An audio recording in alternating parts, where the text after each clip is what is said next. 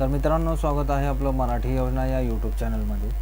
मित्रांनो, आजच्या या व्हिडिओच्या माध्यमातून मी आपल्याला मुख्यमंत्री माझी लाडकी बहीण या योजनेविषयी महत्त्वपूर्ण अपडेट देण्याचा प्रयत्न करणार आहे। तर मित्रांनो, मुख्यमंत्री माझी लाडकी बहीण या योजनेतील जे काही पात्र लाभार्थी महिला आहेत यांच्यासाठी एक महत्त्वपूर्ण अपडेट आहे की यांना जे आहे आता ई-केवायसी करणे हे महाराष्ट्र शासनामार्फत बंधनकारक करण्यात आलेले आहे। तर याच्यामध्ये आपण बघू शकता मित्रांनो, महाराष्ट्र शासनाने जे आहे एक जी-आर काढलेला आहे की याच्यामध्ये आपल्याला ई-केवायसी करणे बंधनकारक करण्यात आलेले आहे आणि किती दिवसामध्ये हे आपल्याला ई-केवायसी करायची आहे हे सविस्तर अशी माहिती त्या जी-आर मध्ये देण्यात आलेली आहे। तर मित्रांनो, आज आपण याच जी-आर विषयी आपल्याला माहिती देण्याचा आम्ही प्रयत्न करणार आहोत। तर मित्रांनो,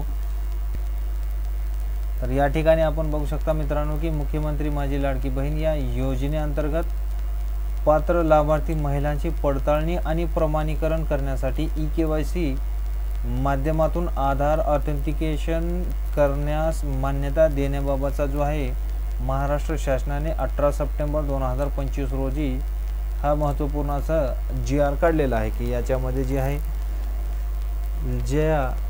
ज्या काही पात्र महिला होत्या यांना DBT द्वारे हे 1500 रुपये महिन्याचे मानधन देण्यात येत होते। याच्यामध्ये आपल्याला सर्व पात्र महिलांचे जे आहे आता पडताळणी व्यवस्थितरित्या करण्यासाठी जे आहे ई-केवायसी हे नवीन ऑप्शन आता याच्यामध्ये ॲड करण्यात आलेले आहे। तर याच्यामध्ये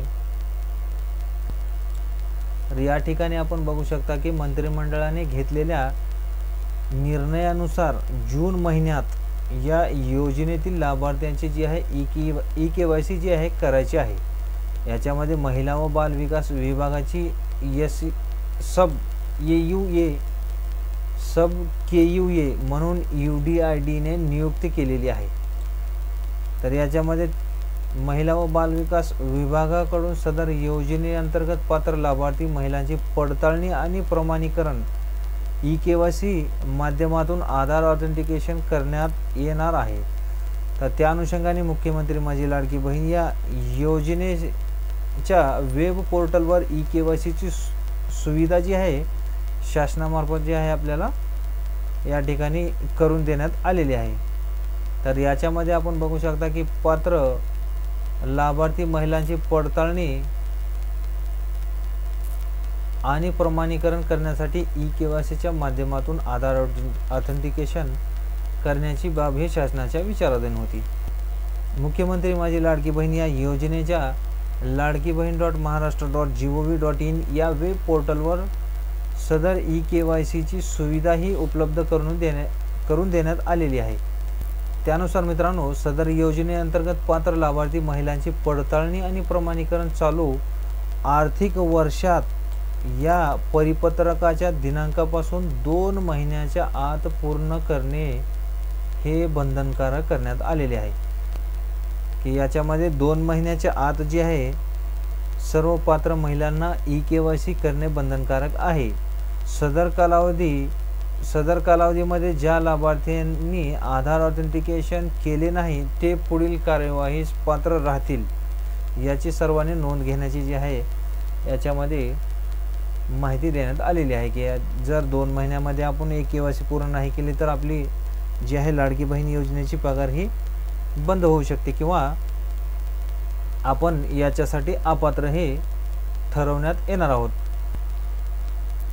तसेच या योजनेअंतर्गत दरवर्षी जून महिन्यापासून 2 महिन्याच्या कालावधीत या योजनेतील लाभार्थ्यांनी ई-केवायसी करणे बंधनकारक असणार आहे। जून महिन्यापासून ते पुढील 2 महिन्यामध्ये याचे आपल्याला ई-केवायसी करणे हे बंधनकारक राहणार आहे। तर मित्रांनो, या ठिकाणी आपण बघू शकता की मुख्यमंत्री माझी लाडकी बहीण या योजनेतील जे आहे प्रत्यक्षात ई-केवायसी करावयाचे जे कार्यवाहीबाबतचे जे आहे एक या ठिकाणी आपल्याला माहिती देण्यात आलेली आहे। तर आपल्याला सर्वप्रथम त्या ठिकाणी ladkibaheen.maharashtra.gov या वेबसाईटला आपल्याला भेट द्यायची आहे। त्याच्यानंतर ई-केवायसीचा जो बॅनर आहे त्याच्यावर आपल्याला क्लिक करायचं आहे। त्याच्यानंतर आपल्याला ई-केवायसीचा फॉर्म उघडणार आहे। त्या ठिकाणी आपल्याला लाभार्थी महिलेचा जो आहे आधार क्रमांक टाकायचा आहे। त्याच्यानंतर आपल्याला OTP साठी आपल्याला त्या ठिकाणी कॅप्चा टाकून आधार प्रमाणीकरण करण्यासाठी संमती दर्शवून आपल्याला OTP सेंड याच्यावर क्लिक करायचं आहे।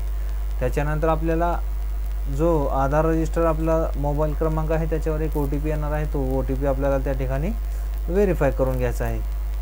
त्याच्यानंतर आपली जर EKYC आधीच पूर्ण झालेली असेल तर आपल्याला त्या ठिकाणी दाखवणार आहे की बाबा आपली EKYC ही पूर्ण झालेली आहे. जर नसेल झालेली आहे तर आपल्याला आपल्या आधार क्रमांकावर एक OTP येणार आहे, त्या OTP आपल्याला त्या ठिकाणी टाकून सबमिट याच्यावर क्लिक करून घ्यायचं आहे. त्याचे जे लाभार्थी महिला आहे त्याच्या पतीचे जर लग्न झालेलं असेल तर पतीचे, आणि लग्न झालेले नसेल तर वडिलांचा आधार क्रमांक हा त्या ठिकाणी आपल्याला टाकणे हे बंधनकारक करण्यात आलेलं आहे. की याच्यामधून आपल्याला जे आहे की सर्व माहिती जी आहे पतीच्या किंवा वडिलांच्या नावावर जी काही माहिती जी आहे त्यांची पण त्या ठिकाणी सर्व अशी ओपन होणार आहे. तर त्यांचाही आपल्याला आधार प्रमाणीकरण त्या ठिकाणी करून घ्यायचं आहे. नंतर आपल्याला OTP जो काही पतीच्या किंवा वडिलांच्या मोबाईलवर आलेला OTP आहे त्या ठिकाणी टाकून आपल्याला सबमिट करून घ्यायचं आहे.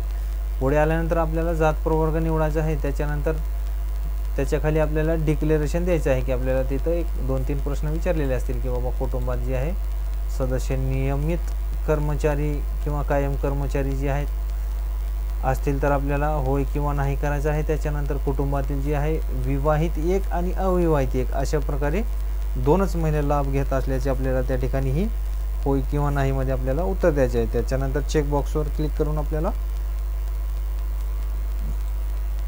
सबमिट करायचे आहे. सबमिट केल्यानंतर आपली EKYC हे यशस्वीरित्या पूर्ण झाल्याचे आपल्याला त्या ठिकाणी मेसेजमध्ये आपल्याला दिसणार आहे किंवा आपल्या संदेश आपल्या मोबाईलवर येणार आहे. तर मित्रांनो अशी ही महत्त्वपूर्ण अपडेट्स आम्ही आपल्यापर्यंत पोहोचवण्याचा प्रयत्न केलेला होता. आणि याच्याच संबंधी जे EKYCची प्रोसेस आहे, आपण कशा प्रकारे EKYC करायचा याचाही व्हिडिओ आम्ही आपल्या चॅनलवर नक्कीच टाकणार आहोत. तर आमच्या चॅनलला नक्की सबस्क्राईब करून ठेवा. तर भेटूयात नवीन व्हिडिओमध्ये नवीन अपडेटसह. तोपर्यंत धन्यवाद.